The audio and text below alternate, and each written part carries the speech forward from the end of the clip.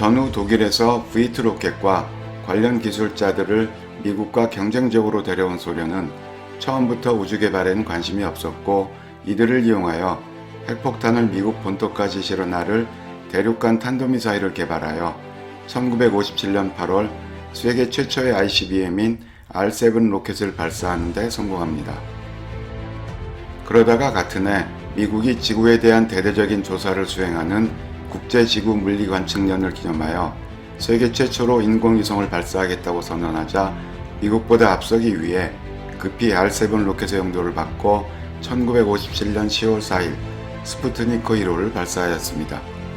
스푸트니크 쇼크라고 불리는 이 사건으로 미국이 받은 충격은 컸습니다. 과학기술에서 소련에 앞서 있다고 자부했던 미국은 소련이 핵탄두를 장착한 미사일로 미국 본토를 공격할 수 있다는 공포까지 더해져 과학기술과 기초교육에 대한 대대적인 점검과 개선에 나서게 됩니다. 팽배한 위기의식 속에서 미국은 국가항공자문위원회를 주축으로 그동안 분산되어 있었던 관련 기관들을 통합하여 1958년 10월 1일 국가항공우주국을 발족시키게 됩니다. 1958년 인공위성 익스플로러 1호의 뒤늦은 발사에 성공한 미국은 1961년 케네디 대통령이 상하원 합동회의에서 10년 안에 인간을 달에 착륙시킨 후 지구로 귀환시킬 것이라고 선언하며 아폴로 계획을 진행하게 됩니다. Before this decade is out, of landing a man on the moon and returning him safely to the earth. 그러나 국가 간 자존심 싸움이 되어버린 인간을 달로 보내는 경쟁도 일찌감치 소련이 앞서 나아가고 있었습니다.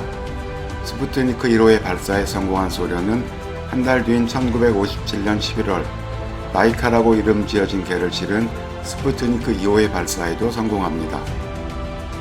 모스크바 길거리에서 보획한 유기견인 라이카는 오랜 훈련을 거쳐 지구 궤도에서 생물이 생존할 수 있는지를 실험하는 용도로 이용되었는데 약물로 안락사시켰다는 소련 당국의 발표와는 달리 궤도에 도달한 직후 지나치게 과열된 캡슐 안에서 죽었다는 사실이 뒤늦게 밝혀집니다.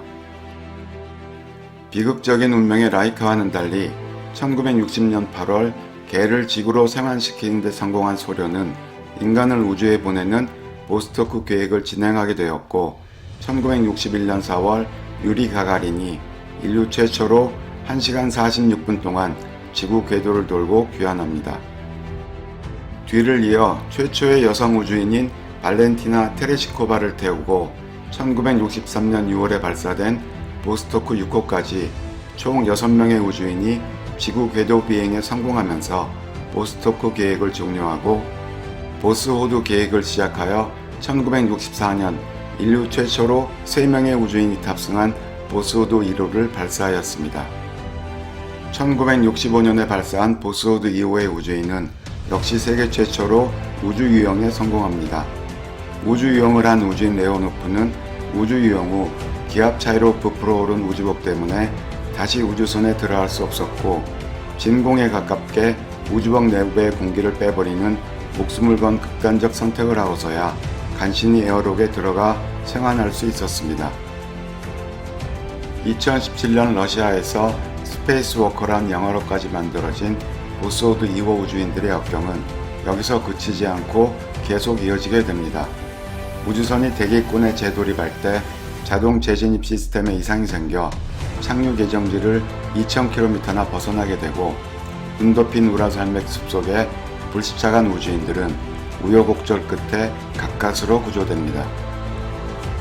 소련은 우주개발 초기부터 우주인을 우주로 보내는 계획과 병행하여 무인 달 착륙 계획인 루나 계획을 진행하였는데 1959년 1월 발사된 루나 1호는 세계 최초로 달에 충돌을 시도하였으나 달 근방 6000km까지 접근하는 데 그치며 처음으로 태양 주위를 공전하는 인공위성이 되었습니다.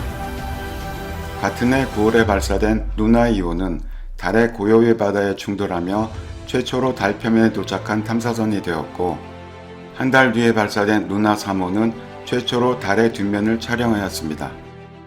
이후 여러 차례의 실패 끝에 1966년 2월에 발사된 루나 9호는 세계 최초로 달에 착륙하는 데 성공하며 달 표면의 사진을 전송하였습니다. 루나 계획으로 무인 탐사선으로 달에 갈 수 있다는 것은 증명되었지만 인간을 달까지 실어나르기 위해서는 더 큰 추력의 대형 로켓이 필요합니다. N1으로 명명된 대형 로켓은 1950년대 중반에 이미 개발이 시작되었지만 소련 정권의 교체와 개발자들 사이의 알력 등 여러 정치적 요인들로 개발이 순조롭지 못했습니다. 길이 105m, 탑재 중량 95톤, 무게 2735톤인 N1 로켓의 1단 추력은 미국의 아폴로 계획에 사용되었던 세턴5 로켓보다 강력한 로켓이었습니다.